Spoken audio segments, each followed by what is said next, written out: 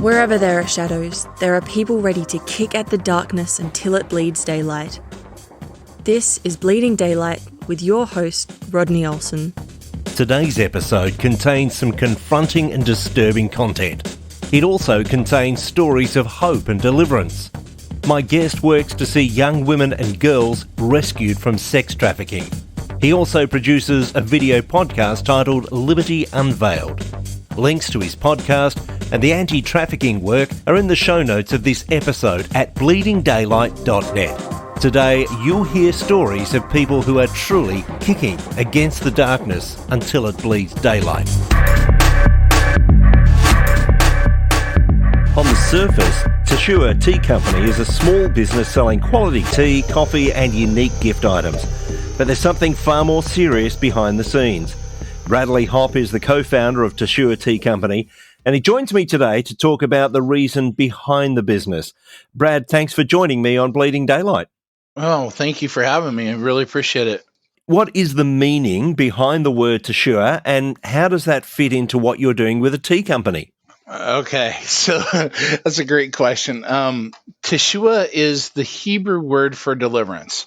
The deliverance is very much what Teshuah is all about, because my business partner, Andrew, is a missionary in communist Asia behind the bamboo curtain. And he and the team rescue underage girls out of sex trafficking over there, so minor girls. And they get the girls out of this horrific situation that they're in and into our rescue and rehab facility, where we meet all of their needs. We take care of their food, shelter, clothing. We give them medical care. We give them crisis pregnancy counseling. We teach them to read and write. We teach them to do different work crafts and skills, like making the bracelets and the tea and the coasters and so on and so forth. And then what we do is we come alongside, and that's where I come into play, is we actually buy the products from the girls for whatever they're asking on them, and then half our profits are going back to the rescue facility. So it's really a double whammy for the rescue house and for the girls. It's really all about deliverance. And really what you're doing is you're empowering them, because you're not just saying, hey, I'll give you a handout. You're saying, here's an opportunity for you to do something for yourself. And it's actually paying off and showing them that there's a very different way. And that's the reason, because living here in America, we have such a culture that is so entitled. And I'm very much a firm believer. I grew up on a dairy farm. I grew up on a, small scale farm here in Iowa.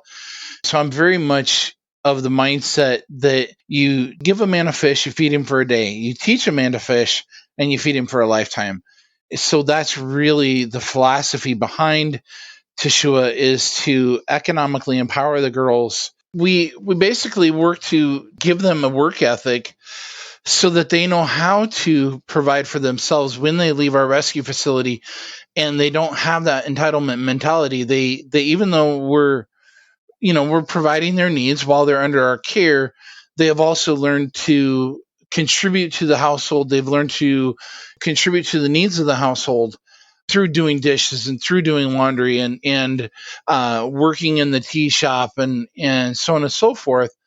But then they're also making these crafts and these and stuff so that we can buy those from them, so that they're seeing that they have skills and abilities that they can take into the marketplace. I want to explore a little bit more about what sex trafficking means, because I think it's a phrase that we've heard too often and we become desensitized to it. But before we go there, I would imagine that for many, the idea that this is a sex trafficking that's happening in a communist Asian country absolutely fits our Western narrative. And we would say, well, certainly that sort of thing doesn't happen here. It doesn't happen in countries like Australia or in the US. But is that the reality? No, by far, no. The US is actually the biggest consumer of pornography, and US tourists, and I'm really embarrassed to say this, but US tourists are some of the biggest consumers of the sex tourism industry throughout the world. And I used to deliver fire trucks, $1 million, $500,000 fire trucks all over the country here in the U.S.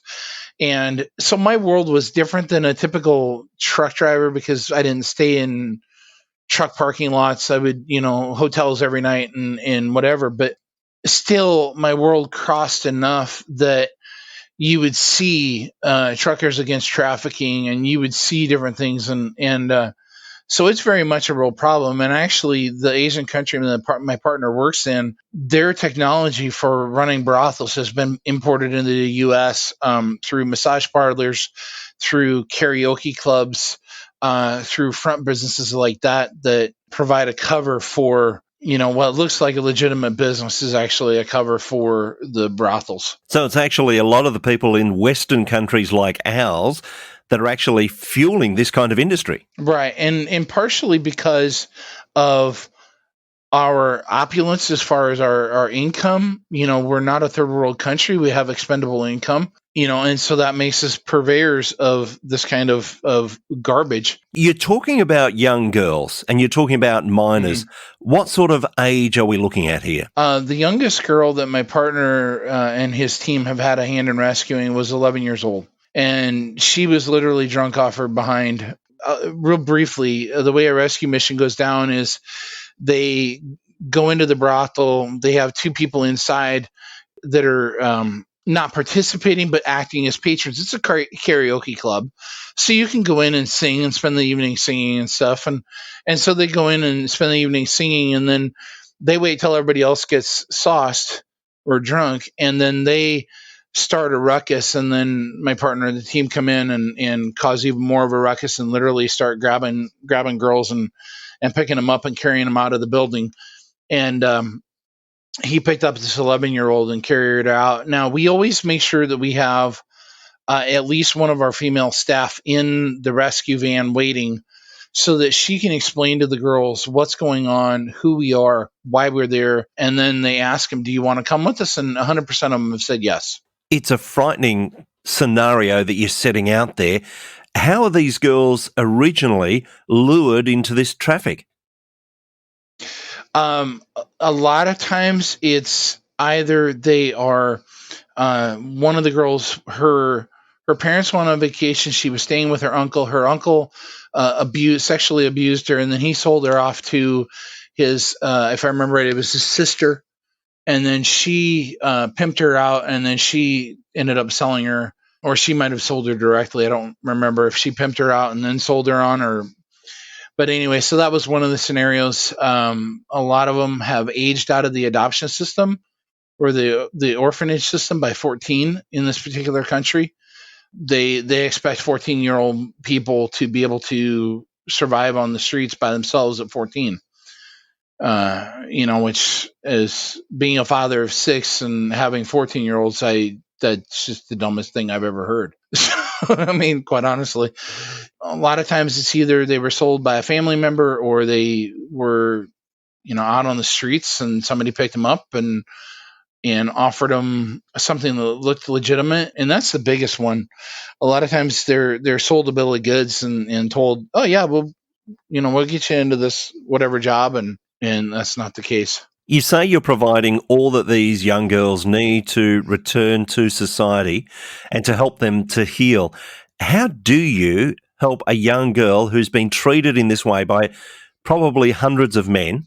How do you teach them to trust again? And this is where my faith comes into play, because we can't on our own. We have a book that it was actually written by I believe the gentleman's from Australia, and he's a Christian counselor, but he has written this book, and that's kind of been the textbook for our house mothers. They get the girls into a safe environment, and obviously it takes time, but the girls begin to see the older girls that are there caring for each other and helping each other and that stuff. They go through devotions and Bible study, and eventually we don't force it down their throats. The girls have a choice. I mentioned earlier that we get them crisis pregnancy counseling, and we don't force them to keep their babies, but 3 out of the 4 that came to us pregnant have chosen to keep their babies.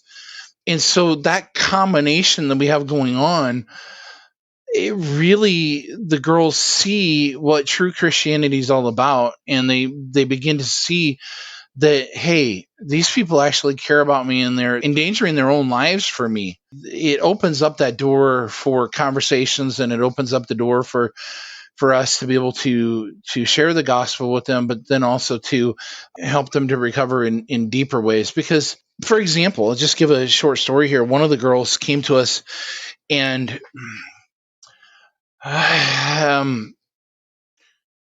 she had been pimped out for 3 years, if I remember right.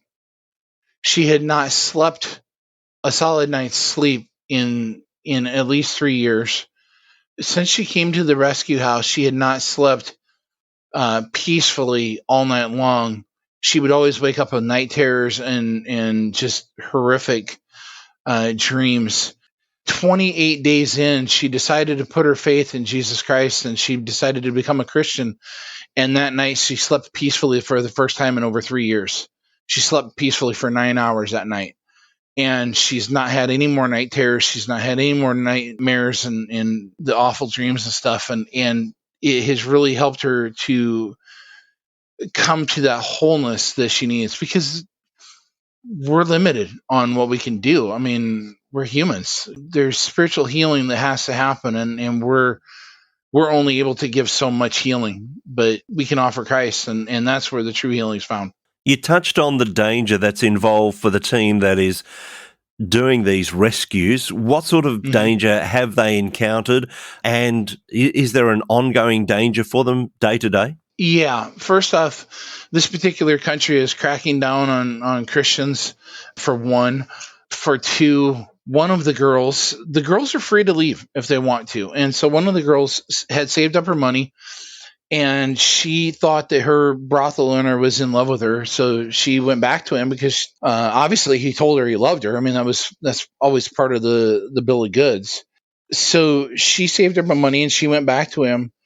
And she pretty quickly figured out that was not the case when he beat her up and put her in the hospital for a week. But then when she left the hospital, she went back to one of Andrew's Bible schools. The brothel owner followed her back there, and then he called some of his corrupt police buddies at the police department there in the area, and had some of his goons come along with him too, and they were going to bust the place up. Well, we don't know who did this, but somebody higher up in the police department knows or must know something, and actually called another police department and got Andrew arrested for his own protection. And they got him out of there. They took him to a prison in this country, which is never a good thing. Put him in jail for the day. And then that night at midnight, they took him out the back door in an unmarked squad car. And he's thinking, nothing leaves the back door of one of these jails that ends well, especially at midnight. So they took him to a hotel and they put him up for 24 hours and let everything blow over. After that, then they told him, okay, this is what's going on. So it's very real danger. And how do you stop something like this for the team that's on the ground there, and for you who is totally immersed in this world day to day? How do you stop it from breaking you? You have to have a sense of humor. So growing up on the dairy farm, my parents always had an expression, because we went through the farm crisis of the early 80s where guys were losing their farms left and right. And my parents always said, you might as well laugh about it, otherwise you'll cry. And that's one of those stupid sayings that really has stuck with me and held true. But more than that, much more than that, is just simply my faith in Christ and my belief in Christianity and what God has done for me. It would be very easy to get discouraged when you're going up against such wicked and such evil. You really have to have that solid foundation. Otherwise it will, because you're looking at the dregs of humanity. There's many days that even as a Christian, you'd rather just throat punch somebody and just, you hear these stories and you're just like, if I could get my hands around their neck and wring it, I would. And I know the Father God feels that same way too, but I also know the terrific testimonies that happen when brothel owners become Christians. We've had several brothel owners become Christians over the last couple of years, and to see the transformation there really at the same time gives you hope too, because you see guys that are like just name some famous American mobsters like John Gotti and Al Capone. I mean, some of the most famous mobsters in the world. These guys are Asian Tong, and as part of the mafia and part of the Tong, they're not guys to be messed with. So as guys that should not be messed with, when they come to Christ and they become Christians and they are willing to put their own lives on the line to see these girls rescued and set free, that's where you begin to grab a hold of that hope that really is just such an astounding thing. I imagine having some of those former brothel owners on board would give even more insight into ways to rescue the young girls that you're seeking to save and Right. see healing for. One of the very first guy, or the very first brothel owner that Andrew led to the Lord, was kind of an interesting situation. Andrew had an American restaurant in this particular town. He put an ad in the newspaper or put an ad out for some waitress help for the restaurant, and he had a young lady apply on a Wednesday, and he said, "Come back on Saturday, and I'll give you an interview at 9:00." 9:00 came and went, and it was noon before she showed up, and he was like, "I'm not hiring this girl." And he felt like God said, "No, I want you to hire her." So he did, reluctantly, but he did. And she brought a friend of hers on, and they ended up both becoming Christians. And then they both had a heart to see the girls be rescued out of the brothels and to see these brothel owners come to Christ. And so they started studying, and they started taking gifts into the girls and into the brothel owners, because in this Asian country, relationship is extremely important. Andrew, his wife, had actually helped the Christian psychologist that I talked about earlier. She had helped him translate his book into this Asian language. So they had a copy of it, and they gave it to these two girls, and they started studying. And then they said to this brothel owner, they said, "Do you want to meet an American that speaks your language?" And he said, "Well, heck, I've never met an American, let alone one that actually speaks my language. Sure." So Andrew sat down with the guy, and they got to talking, and Andrew shared the gospel. And this guy, as I said, he was Tong. I mean, he was mafia. And when he ran into Christ, it was such an encounter that he set all of his girls free, 20 girls free, and gave them all severance packages, gave them all bus tickets back to their home villages, and then had a fund that he had money, $45,000 or $48,000 that he had made off of the girls, set aside in a fund for a matching fund to raise money for the rescue house and stuff. He's actually helped us, because he still knows all the boys in the club, so to speak. And so he's actually helped us get the layouts of the buildings, do different things, and has really been instrumental in also introducing Andrew to other brothel owners and stuff. And for example, in January of this year, we had a rescue of 8 more girls. The way that one went down was really interesting, because a year earlier, Andrew had sat down with a brothel owner that he had been introduced to, and had shared the gospel with the guy. The guy didn't want to hear anything about it. He was like, "I'm making too much money, and I don't, really don't care." Fast forward to this year, January 22nd, Andrew and some of his Bible students are praying one morning, and they feel like, like the Holy Spirit says, "I want you to go north of town." And Andrew's like, "Lord, I don't know anybody north of town." So he's like, "All right, I guess we'll go." So the 6 of them or 7 of them piled into his SUV, and they headed north of town, and they drove 50 miles out into the country on the tollway. As they were driving along, one of the Bible students speaks up and says, "Hey, I think we're supposed to turn on this side road." So they turned on the side road, and when they turned there, they went 15 miles on that road, paralleling the tollway. They got up the road 15 miles, and one of the other ones speaks up and says, "Hey, I think we're supposed to turn on this, or turn around and go back to that little gravel 2-track and go down that road." And so they followed that for 3 miles out into the middle of the country, out in the middle of nowhere. And they pulled up in front of this really ornate gate. This 90-year-old gentleman comes walking out, and he looks at him and says, "What's your business here?" Real gruffly. And Andrew's trying to figure out what the heck to tell the guy. Well, about that time, the guy's son-in-law walks out of the house. He sees Andrew. He stops dead in his tracks, and he's like, "How the heck did you find me here?" And Andrew looks at him and goes, "I know I should know you from somewhere, but I don't know how." And the guy says, "Well, you met me in my office a year ago." And Andrew's like, "Oh, yeah, you're the brothel." It clicked on his head that he's like the brothel owner that I talked to a year ago. That guy became a Christian. His in-laws became Christians. They all received their first Bibles that night. They all got baptized, and he set all of his girls free.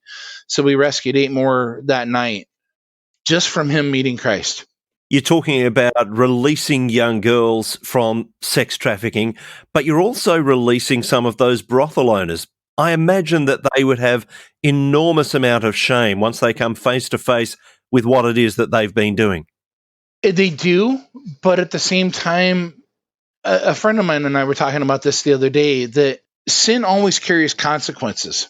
You know, you look at the story of the woman at the well, or the woman caught in the act of adultery, rather, and she was brought before Jesus, and all the Jewish leaders are saying stone her and stuff. And Jesus looks at him and he stands up and he says, whoever's without sin casts the first stone. And then he goes back to writing in the dirt. And slowly, one by one, they stop and they drop their stones and then they walk away. And something that's interesting here is, legally, under the Jewish Old Testament law, she should have been stoned. But they failed to fulfill the law because they didn't bring 2 or 3 witnesses along, and they didn't bring the man along. If they caught her in the act of adultery, they should have brought him along. And so Jesus, knowing this, knows that he can't justly have a case because he didn't have 2 or 3 witnesses, and he doesn't have the man. And so he goes and throws this out at him, and they all walk away. Now, as I said to my friend the other day, if she would have been pregnant, Jesus looked at her and he said, go and sin no more. He didn't say be free of the consequences of your sin. He said, go and sin no more. If she would have been pregnant, she would have been obliged under his current command, go and sin no more. She would have been obliged to keep that baby. She would not have been free from the consequences necessarily of that sin. Well, you know, oftentimes we can, you know, these brothel owners, they can set the girls free, but they're still going to have that remorse.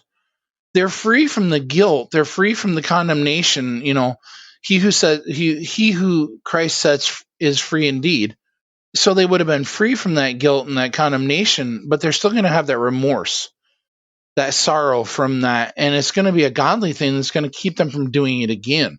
It's not always an unhealthy thing to have that remorse because it keeps us from doing it again. You've mentioned that some of the girls have been stolen away from their families.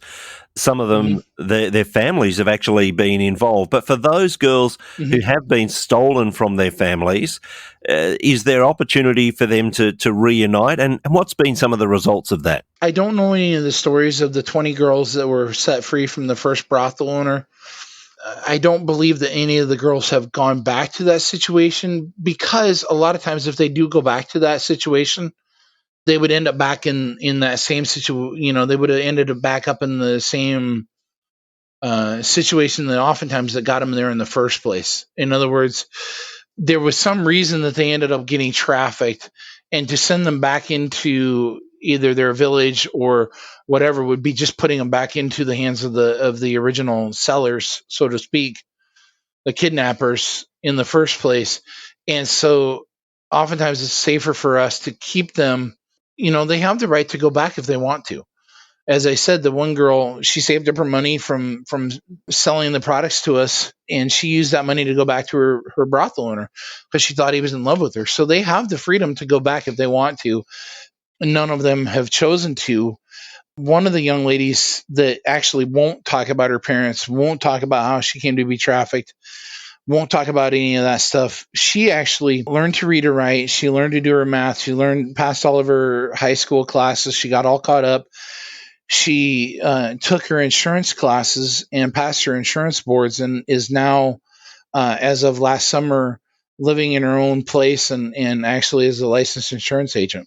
It's an incredible story to hear someone going from being trapped into an opportunity like that, to be running themselves in their own business and to be doing so well in life. It must give you great encouragement to keep doing what you're doing. It really does, because there's a lot of times where when you're doing stuff like this, especially when you're rescuing girls from just absolute hell on earth, as much as I talk about Christianity, there's forces on the other side that don't don't want to see what we're doing done. They do try to discourage you and dissuade you from doing what you're doing. So, yeah, it makes it a challenge some days, but you look at those stories and you're like, you know what? This actually brings up a really good story that I was reminded of here a couple weeks ago, and it really kind of summarizes Teshuah. And we actually have some bracelets that I hadn't made this connection until just a couple weeks ago. But we have some bracelets that have starfish on them that the girls have made. And the story goes that this little boy is standing on the beach and it's low tide, and there's all these thousands and thousands and thousands of starfish all down the beach. They're all trapped because it's low tide. And this elderly gentleman comes up and he's standing there on the shore with this little boy, and he's watching the little boy throw the starfish back, and he goes, what are you doing, son? And he goes, I'm throwing the starfish back because otherwise they'll die. And the elderly gentleman looks at him and goes, son, you're not going to be able to rescue all of them. You might as well just quit. You're not going to be able to rescue all of them. And you're not going to make a difference.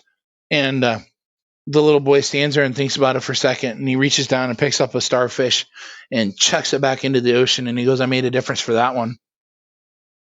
And that's the thing.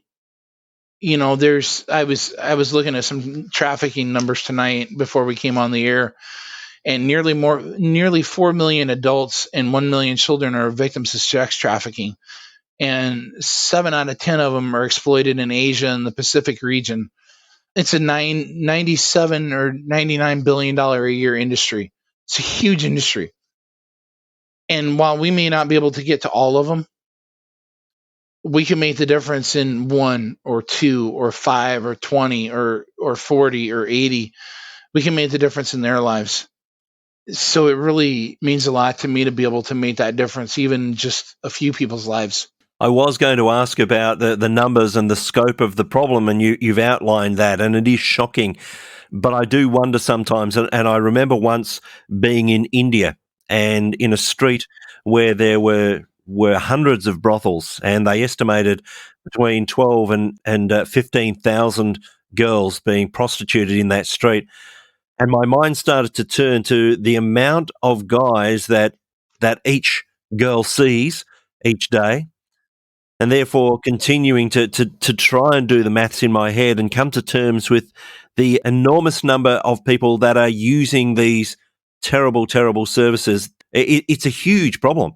And this brings up something that on our podcast, Liberty Unveiled, we were talking about on Monday when we were recording. And Ghislaine Maxwell was arrested during the last 30 days.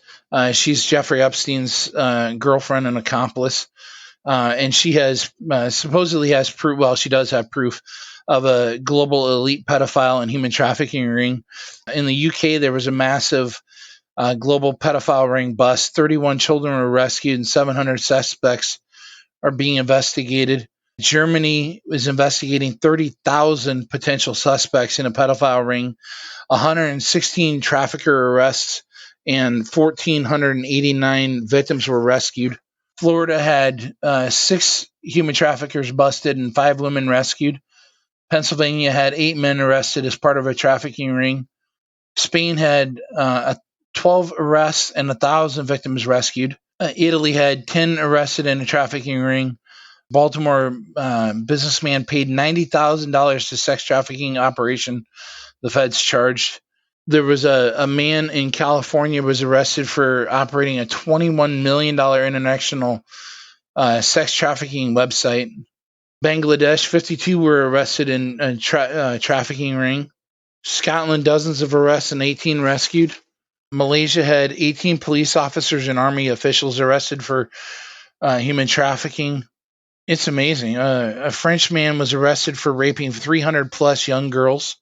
India, 67 rescued out of trafficking there.